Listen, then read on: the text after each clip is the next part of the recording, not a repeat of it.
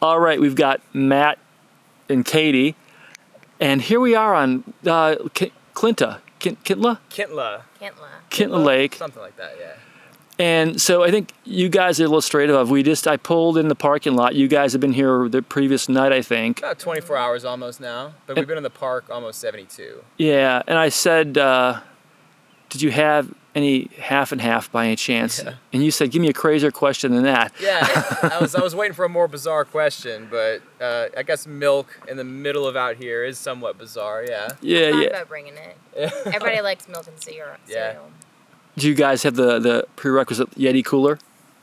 We don't have a Yeti. We have a Hydro Flask cooler, but no Yetis. Just a lot of hand-me-downs, hand-me-down Colemans. Oh, well, those work. Yeah, they do. We're very practical in that matter. Well, so we chatted a bit earlier. I got here trying to touch the Canadian border, and this is pretty much end of the road in Glacier this time of year because the park's mostly closed. Right. And you guys ended up here. You have quite the journey. You left New Orleans. Mm-hmm. And tell me your route, because it's been quite a journey. It's been fun.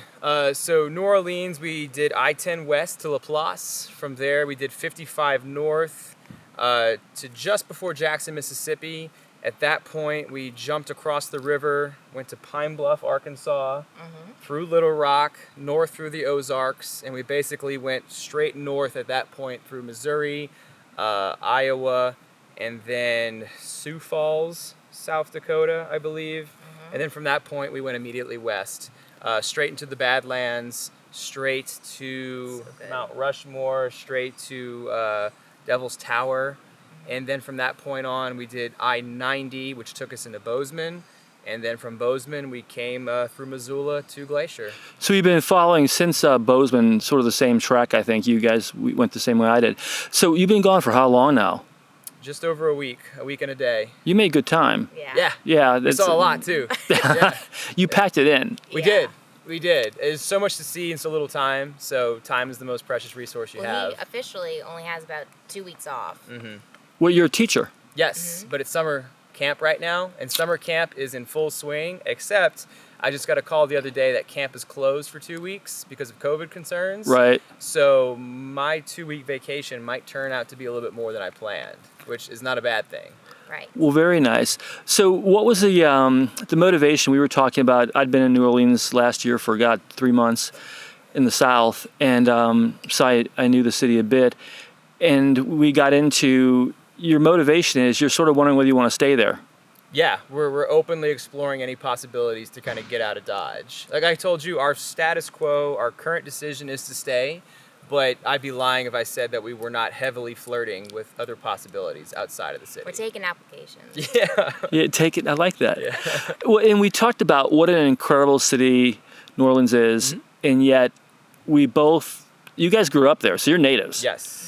And you actually brought it up. There's a heaviness, there's a dysfunctionality, and there's some issues there that are difficult. For sure. And you're feeling a bit like maybe someplace else might be a better fit for you all. I think maybe for us, I think New Orleans does work for a lot of people, and to a certain degree it did and does work for us, but yeah, there's a very dark undercurrent, a very sort of heavy burden, a lot of baggage that comes along with that sort of joie de vivre, like live and let be, laissez-faire culture. It's not all Mardi Gras and drinks on the street, you know. There's you pull back the curtain and there's something very dark there.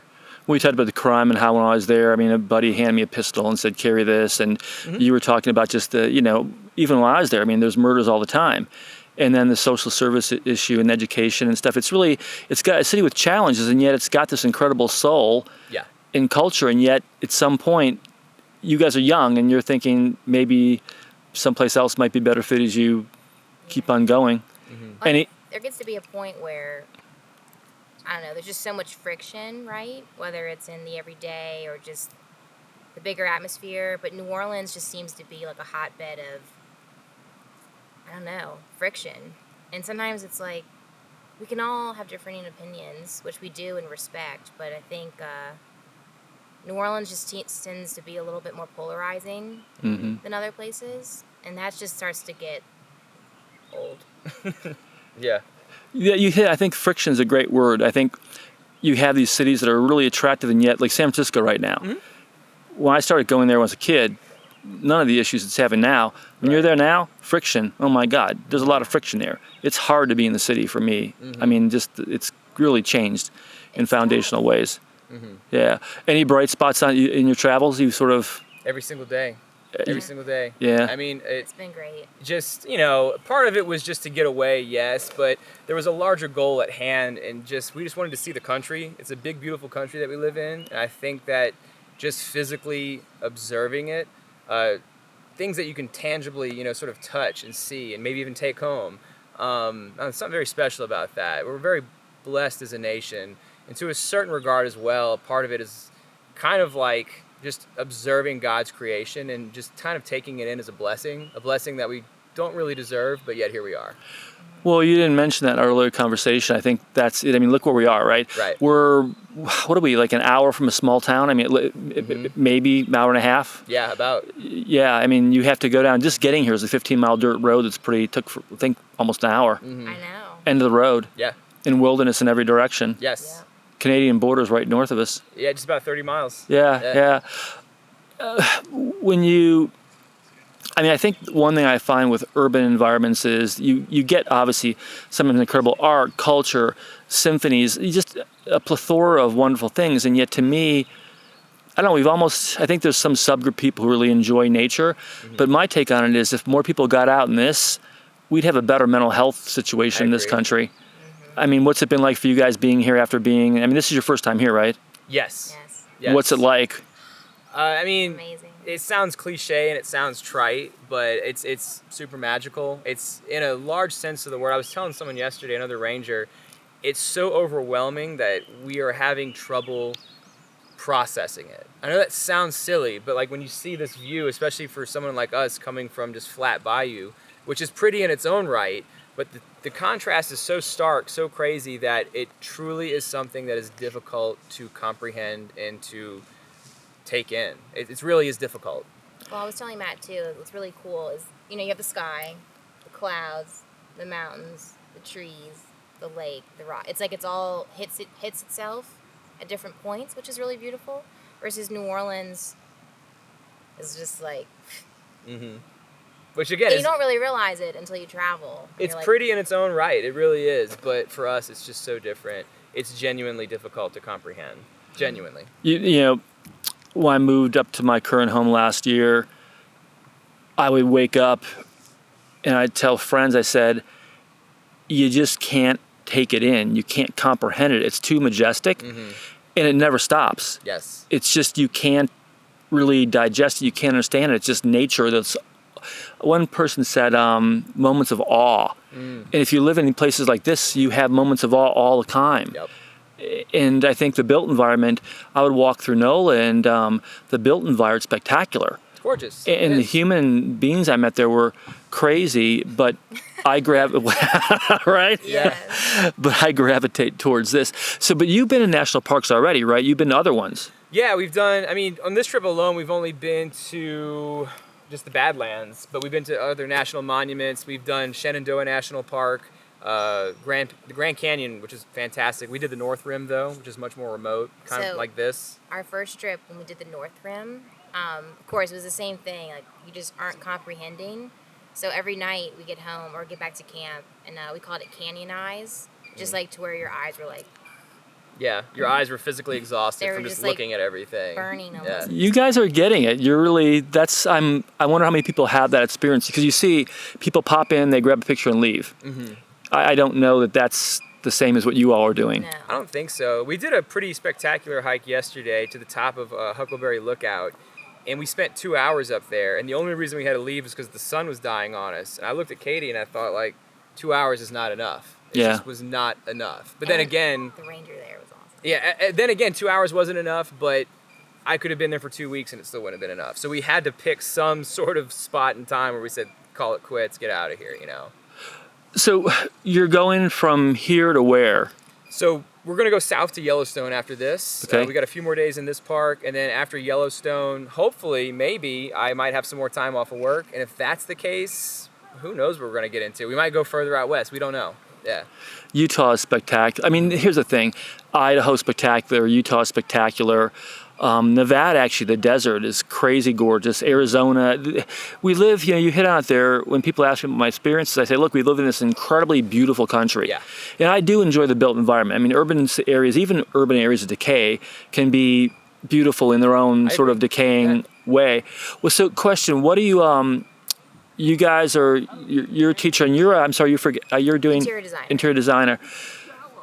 What are you seeing in the country? Like, what are you guys, we talked a bit, what are you seeing on NOLA? What are you seeing in the country? We obviously live in this really pivotal time, divided time. What are you guys observing?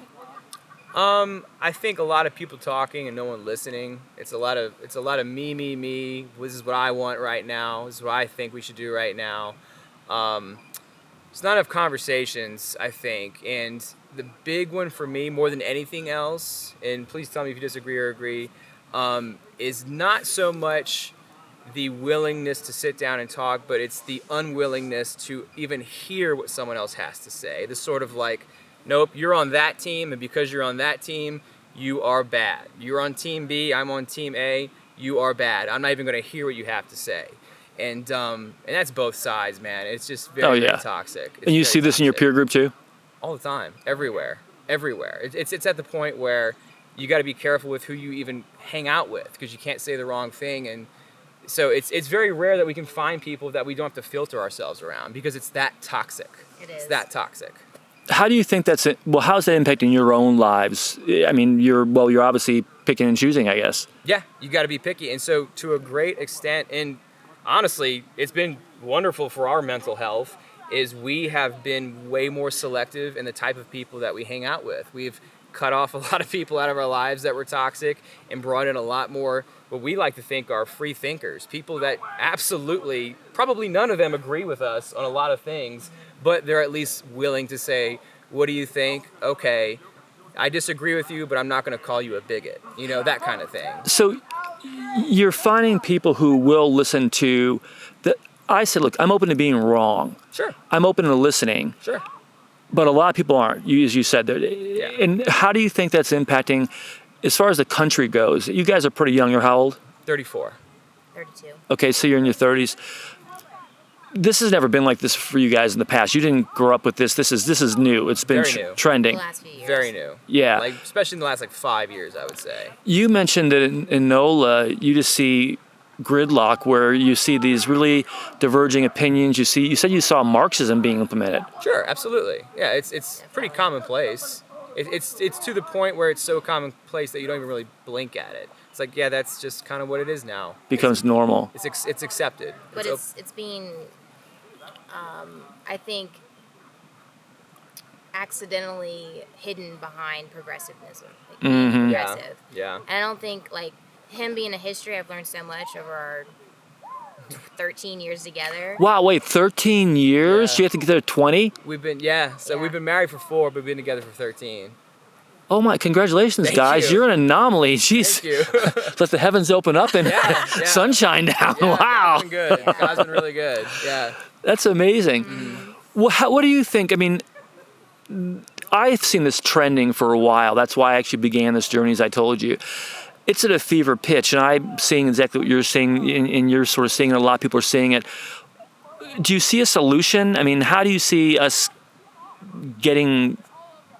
making our way through this?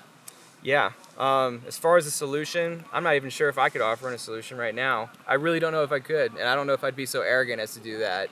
I don't know. I feel like I have to go back to it. I think the biggest thing of all is, it's okay to disagree, and because someone disagrees with you, it doesn't make them the devil, It just makes them, it's like we just talked about a second ago, it's like, I really do believe that most people, and when I say most, I mean the vast, vast majority of people, would like for themselves and everyone else to live calm, happy, peaceful, productive, relatively successful lives. I don't think that's a controversial statement.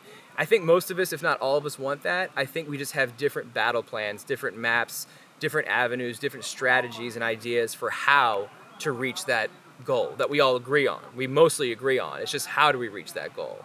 Some people might take this path, that path. I think it's more, it's a difference in not the end goal, but the path to which to get to that goal, if that makes any sense. No, I agree. I like what you said. We were talking about the whole more in common theme, but I do acknowledge that. Like, okay, somebody wants a Ford, somebody wants a Lincoln, or whatever, Porsche. Pick your brand. Sure. Somebody who has to live in a 100K house versus a 300K house. Pick your city. You get what I'm saying. And some people want to have some level of material success, maybe beyond the norm. That's where I see we define them differently. I would add that I think how we get there is different, but how we define them are different. Like you guys you get these cool hammocks here. Yeah. You got them strung up in trees. You're in Glacier. Most Americans maybe never end up in Glacier. They're going to go to a package tour on the Riviera Maya, whatever else. So we do define them differently, but I think the acknowledgement that, well, that's okay, but what can we agree on? Yeah. And I don't know that we're agreeing on a whole lot right now. I don't think we are either. It's like two completely different sides that are looking at like the same problem, but it's like completely opposite. You got it. I say It's very interesting. same problem, but like diametrically opposed Yeah. perspectives, Yeah. and never the two shall meet. Right. Hopefully they will. But yeah, it's not looking good. So my premise is that if I can show, as I've done interviews, people remark, wow, I never knew this about so-and-so, I never considered this opinion, and I'm fostering respectful dialogue in some cases. The goal is to say, look, we do have these things in common. Let's start with what's in common. What can we agree on? Beautiful lake? Yeah. If we had 100 people here, somebody say, my God, I can't wait to get out of here probably, I suppose. But like one, right? Yeah. So what can we agree on? And then where can we go from there? But I don't know if that's a bit naive or whether that's a good thing. I'm going with it. I think it's a good thing. I think that we should be optimistic. I really do believe that. And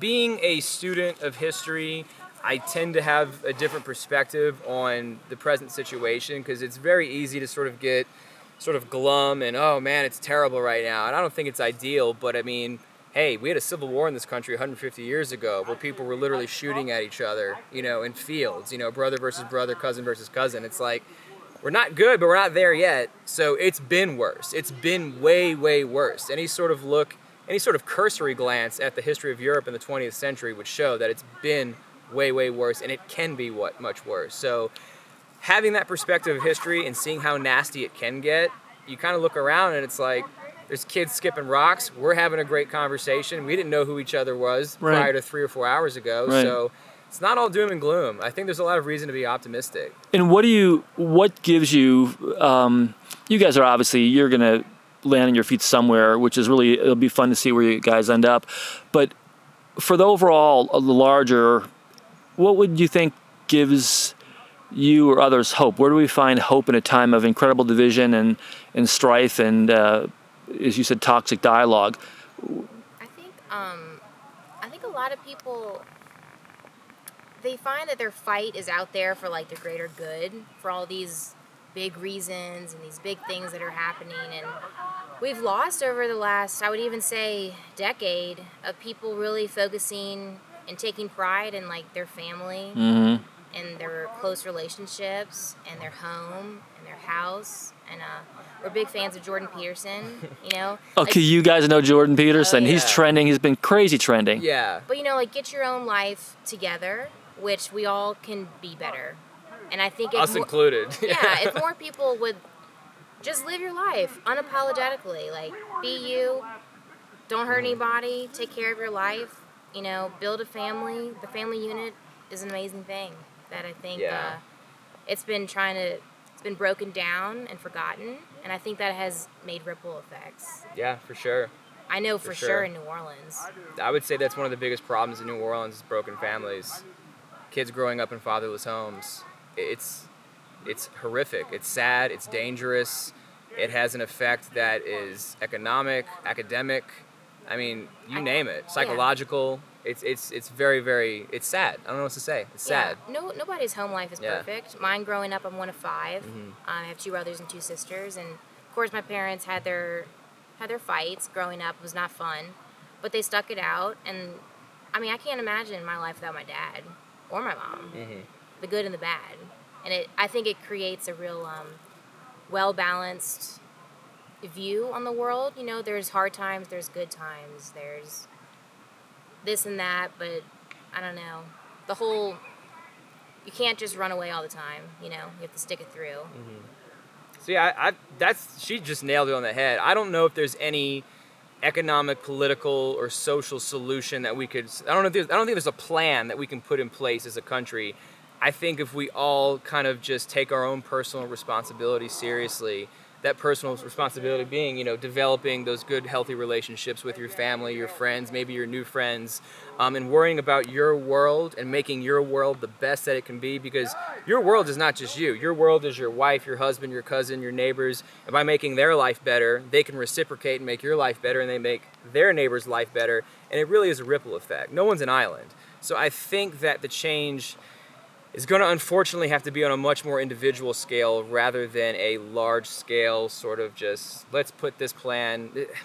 We're so quick to throw money at problems, The New Orleans public school system is just horrifically failing, and they just keep throwing money at it, and they keep giving them new computers and new money and new this, and it's like, but the standards haven't gone up. So what's the disconnect so here? I think a really important viewpoint here, so Matt is a teacher, and going through different schools and seeing, I know when I was in school, our teachers never talked about current events or politics or their viewpoint on a situation, right? That was like not okay to do. But now schools are riddled with teachers and educators, Highly politicized. to where Teaching in grade school, Yeah. high school. Yeah, but high to school, where yeah, they're absolutely. not teaching kids how to be a better person, how to learn how to think, how to debate, how to have intellectual conversations. It's more like, here's this idea, get on board, or you're going to be left in the dust. See, and so my kids are obviously in their 20s, I told you that. And I think this is the problem. Here's what people mention. They mentioned education. They mention values and ethics, typically theirs. Those are the three, in healthcare, those are the four things that come up consistently that people are really, really concerned about. And it's hard to argue with what you're saying, and yet I've been of the opinion that some of these things are just too big to solve. We can't count on churches and social service organizations and the family to solve some of these things. We've got an expensive and complex healthcare system, a complex economy. Mess, yeah. And because of the mess, you have a heart attack, and if you don't have insurance, your family's not going to bail you out. Yeah. If you are laid up, you don't really have time to heal.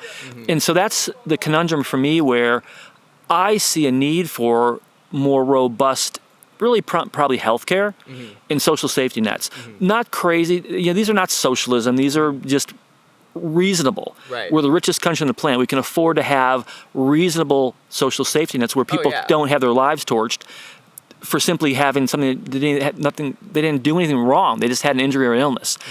But the other things I do see that, you got here for a reason.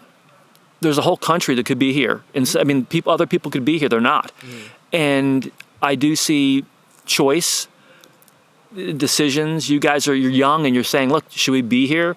Yeah. Do you find your peer group, are you guys anomalies within your peer group? Our peer group has gotten to be really good.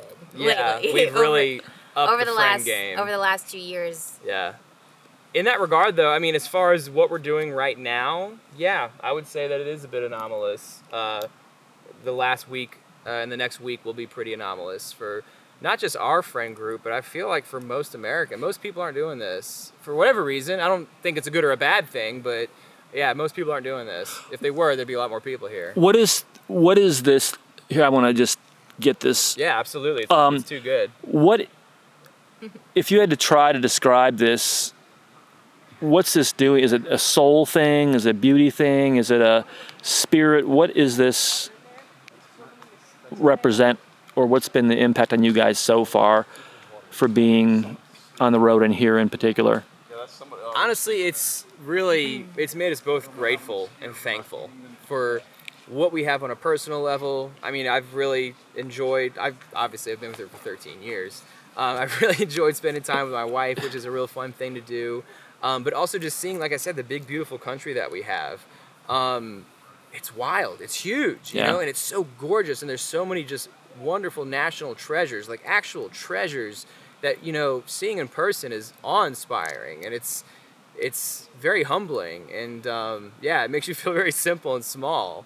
But at the end of the day, we've just been very grateful that we live in a country that we can have these wonderful treasures, that we can go out and see it, and we have a park service that protects it and promotes it. All that's just fantastic, and just very grateful, very thankful. Well, I think there you go. I say, geez, just I've been in so many parts of the country, and they're all beautiful in their own way. I haven't been any place that really didn't move me in some capacity, and I go back to, people get on this the hamster wheel, and they can't get off of it. And in their brains, they say, "I can't get off of it," and they're tied to it, and they get a week or two, and most Americans don't even take their whole 2 weeks. Mm-hmm. And if you get out here, I mean, it's quiet, it's elemental, it's primal, mm-hmm. it's awe-inspiring. It just provokes so many things. I think that you give you a potential pathway to look at your life fresh and say, what I'm doing serving me? Am I on the right path? And I think nature has a unique ability to do that. It's not the only path of those things, but certainly for me, has always been one of the most practical and useful ones. I'm glad you guys are here, because coming from where you are, where you can only see a few houses down or whatever, it's like, you said, it's just crazy. Mm-hmm. You were describing every layer of the lake and the... It's amazing. But I think a lot of it too is just, we're not like crushing it financially by any means, but we both work really, really hard, and we do the grind every day. We don't live luxury, so we can't talk.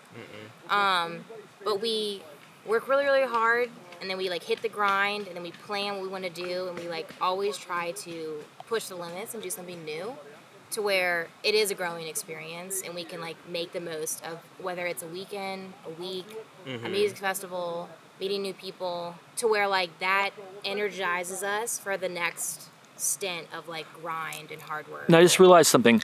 You guys are obviously a team. You guys are tight. Yeah. I can just tell it. You guys 50-50, are tight. Yeah. Do you find other couples to be like that? No. And I think I don't mean this from a judgmental perspective. I just think that it's unfortunate. I think it's unfortunate to not have a team member that you can count on in all things at all times, to a point where, like, if I'm having a bad day, she'll pick up the slack without a discussion being had. You don't have to talk about it. If she's having a bad day, I'll pick up the slack. And if that slack means I have to do the dishes or something trivial like that, that's fine. Or if it's something bigger, it's a 50-50 thing, and we don't keep score. So my thing is, human beings coming together are an awesome force, but two people, I find, like, it's really weird, because I hear people, oh, I don't like my boyfriend, my girlfriend, my spouse, whatever else. I'm like, well, what are you doing? Right. Why? If you're not jazzed to wake up with them and spend every day together, because two people together can achieve amazing things. Like, I'm on the road solo. It's a lot of freaking work to do everything by myself. I mean, it's just a lot. Yeah. And you guys together, I don't hear that often. In my age bracket, I hear, if anything, people dissing their partners. I'm like, why would you do that? Yeah. Leave.